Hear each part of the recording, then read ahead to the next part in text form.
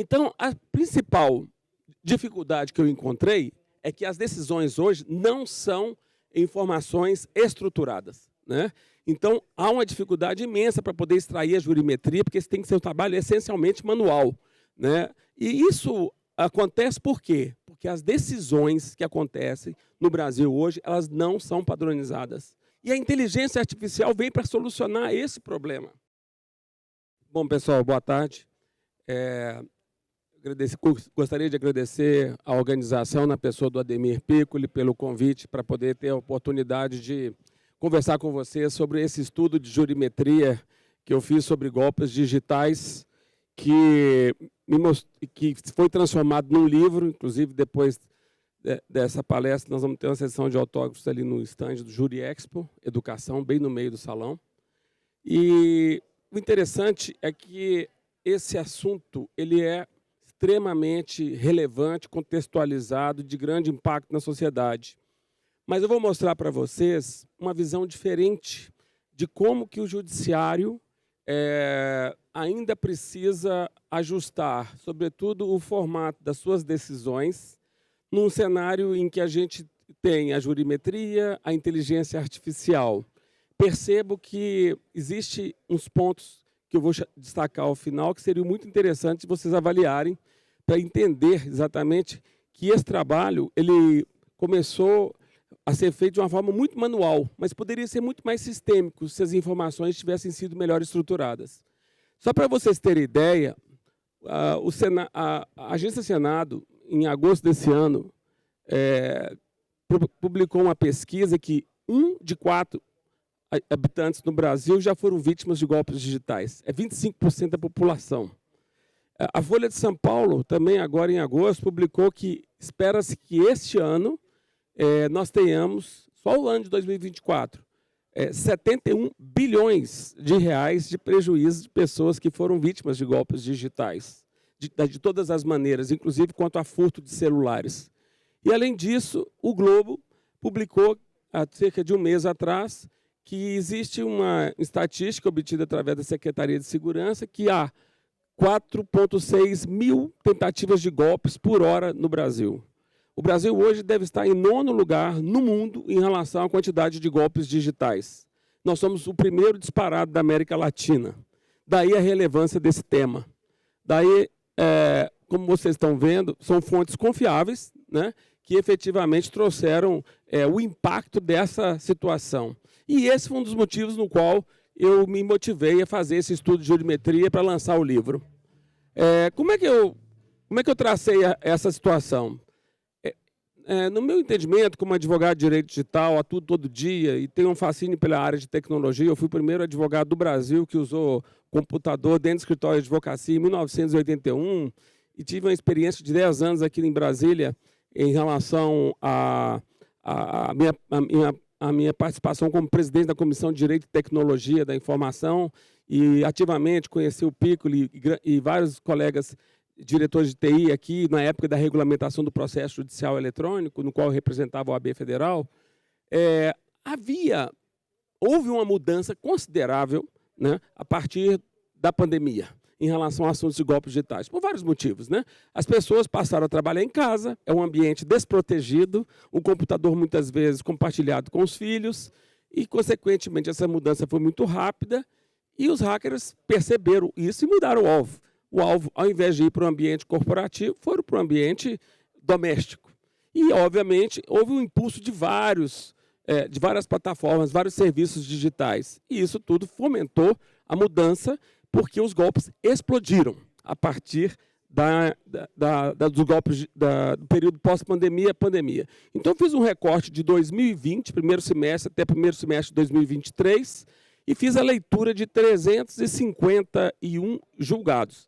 Para vocês terem ideia, eu tenho acesso a todos os julgados do Brasil, 70 e poucos por cento, 72% eram julgados provenientes do Tribunal de Justiça de São Paulo e os 28% de todos os demais tribunais do Brasil. Então, eu foquei só em São Paulo para poder gerar mais cenários para que a gente pudesse analisar, né? Logo de cara, eu percebi que houve uma grande mudança, e isso foi um aspecto bastante revelador. Antes da pandemia, os tribunais não consideravam as vítimas como vítimas. As decisões eram tendenciosamente assim, bom, se houve o golpe, a vítima, na verdade, deu causa, porque ela não zelou pela sua senha.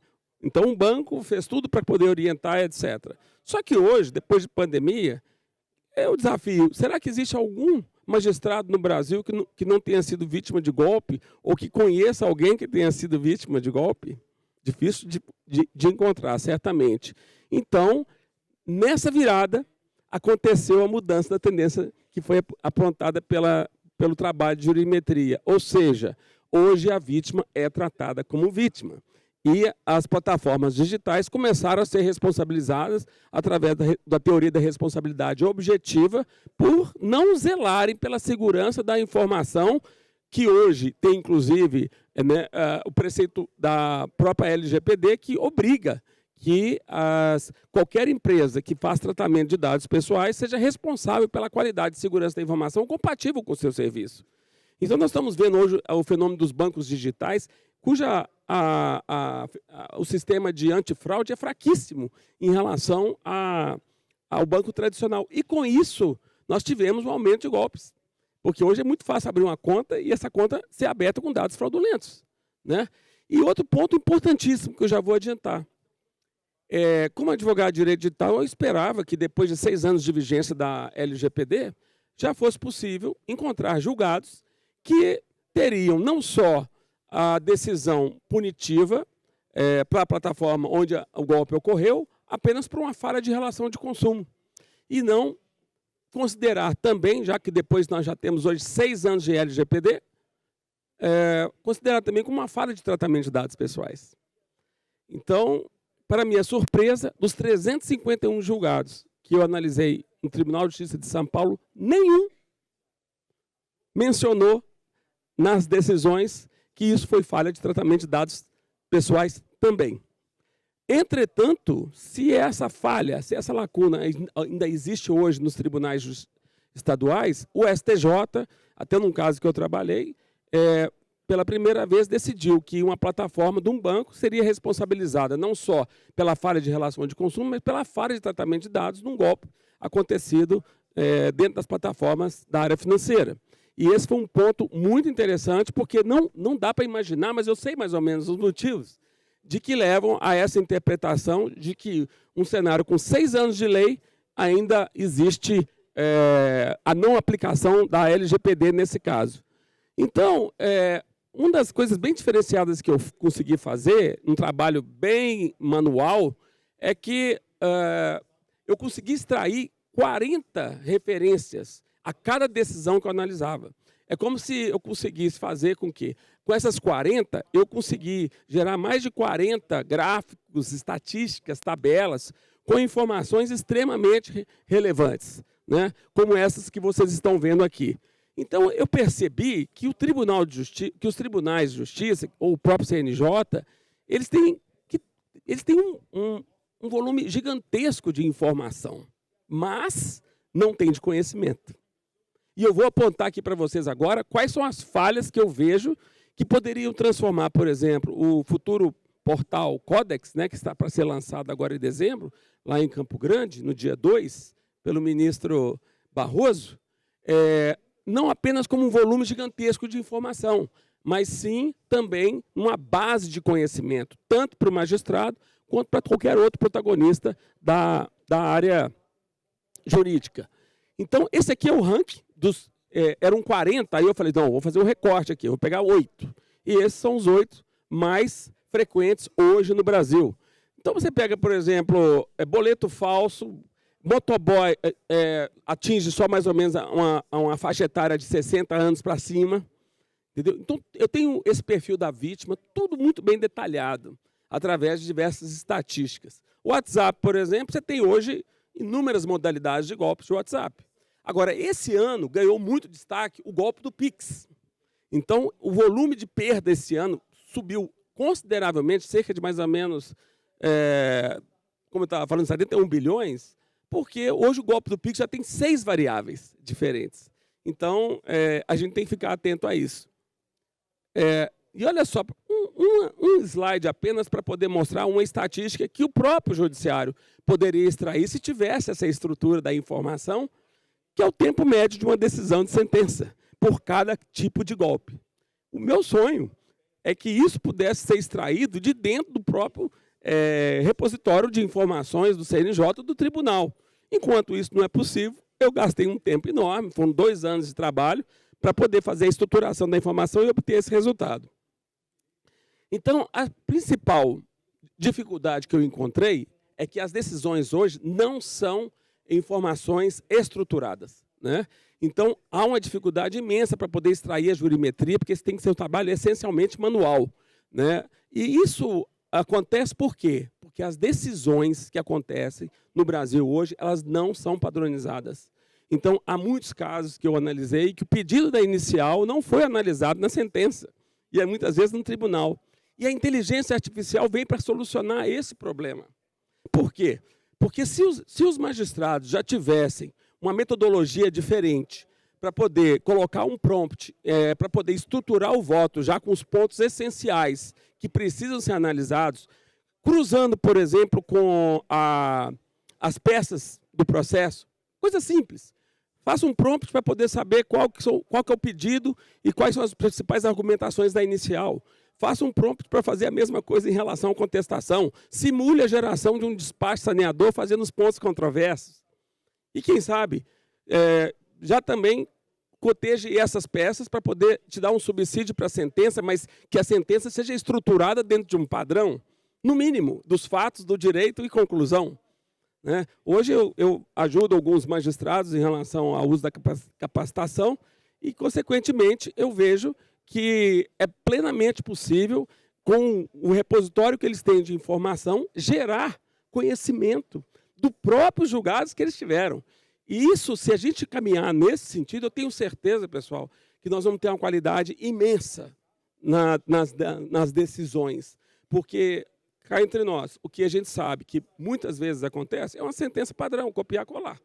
E se utilizasse a inteligência artificial, mas uma inteligência artificial com base de conhecimento a partir dos próprios julgados do magistrado, cruzando com as peças processuais para poder pegar aquela situação casuística, o resultado seria muito melhor. Então, hoje a gente já faz teste, por exemplo, com simulação de sentença, com simulação de uma sessão de julgamento de tribunal, cruzando o repositório de votos do relator do vogal, dos vogais, para poder saber se é maioria simples ou não.